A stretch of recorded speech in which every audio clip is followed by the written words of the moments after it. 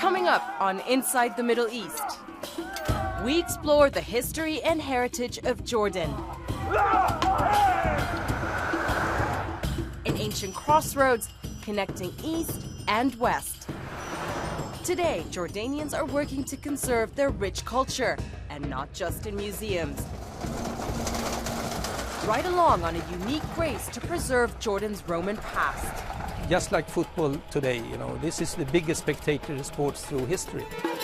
Plus, we head to the capital, Amman, to meet a modern band making history of its own. Later in the show, we drive south and off-road to meet a man whose modern-day desert castle could save an entire community.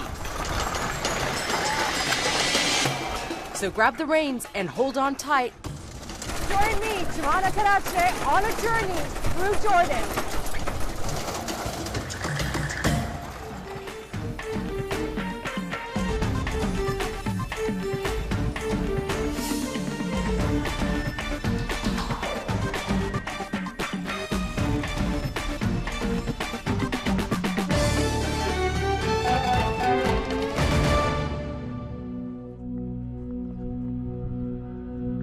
We begin our journey in one of Jordan's oldest cities, Jerash, home to some of the region's best preserved Greco-Roman ruins, just a short drive north of Jordan's capital, Amman. This was once the eastern edge of the Roman Empire, conquered by General Pompey, and a center for east-west trade between Rome and points east like India and China.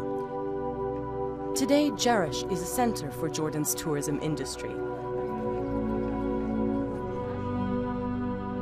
Jerash survived invasions, earthquakes, and was rediscovered in the early 1800s, completely covered in sand. Perhaps that's why it's so remarkably intact. The temple, still as imposing as it once was. The plaza, almost untouched by time. And the colonnaded main street where visitors can still relive ancient history.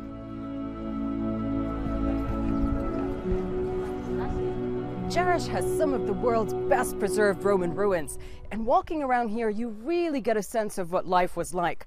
But down this road, in the old hippodrome, a group of Jordanians is taking it to the next level.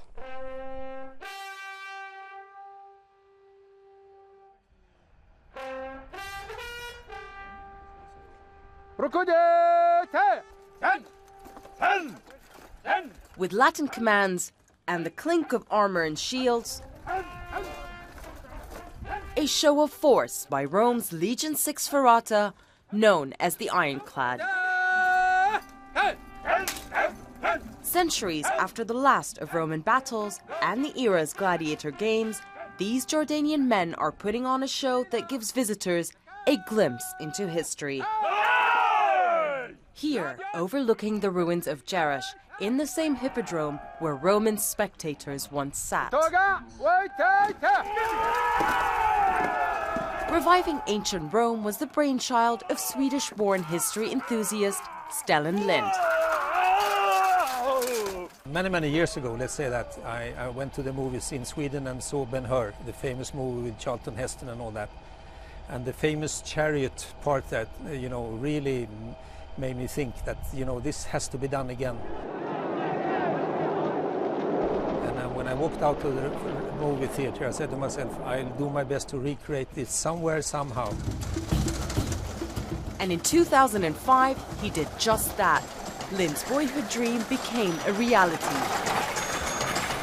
A complete Roman experience featuring one of the most popular of Roman sports, chariot racing, was launched with the backing of Jordan's tourism ministry and financed by Jordanian investors.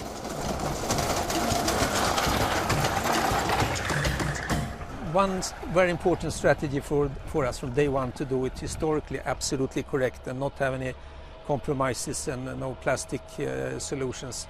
So we worked with experts, especially from Britain.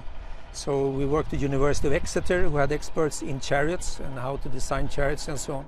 But building the props, from swords to chariots, was a bit of a challenge. So was finding the right horses. That's where Fawaz Zarbi comes in. Roman racing chariot was basically a wicker basket with a bit of leather, and the guys would hang on for dear life. And the reason why people would go and watch chariot races in the Roman times was because they wanted, just like today in NASCAR, they wanted to see who crashes and who dies. Shall we take a look at the Please, chariot, go ahead. if you want to? Well, as you can see, this has now been repaired very many times. But if you just get in, step up. All right. Yep. As you go, there you go. Yeah. And what we'll do is just give you a little taste of what it was like to be a chariot racer in the old days. Just hold on here and here, please. And as Hold on to this side. yeah, just hold okay? on to these two. All right. And then bend your knees ever so slightly, just so you can be the sort of suspension for it. If it looks like a rickety ride, that's because it is.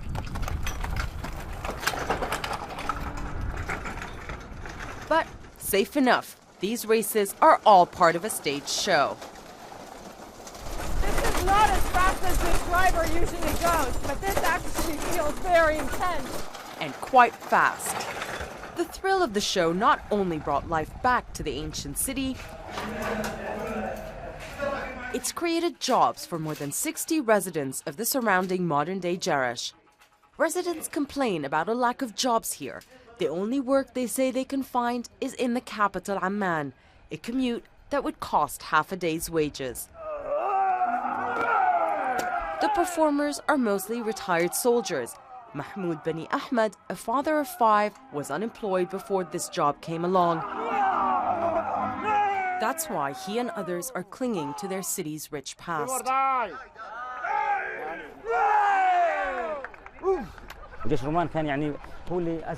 This whole area flourished because of the Roman army show, he says. Before, people would come here, just look at rocks and leave. But then they came and saw a Roman army still here, and there are battles, gladiators, and we have chariots, and it really entertained people.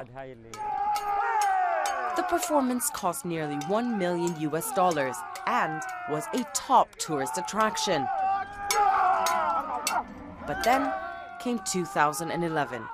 As unrest swept across the region, Jordan's tourism sector suffered, and the curtains closed on the show.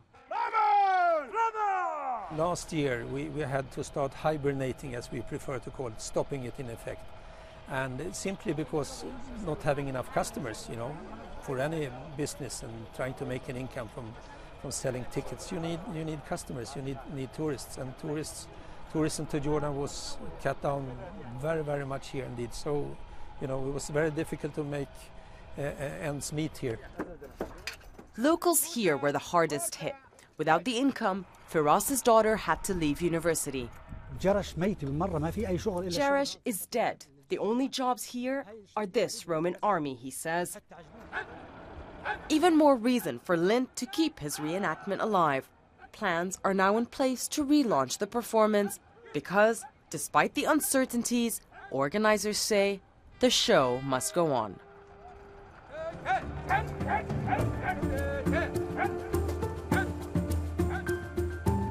Coming up, we head to a different stage in Jordan's capital, Amman, for a unique music festival and a rare glimpse at the oldest human statue in the world when we come back.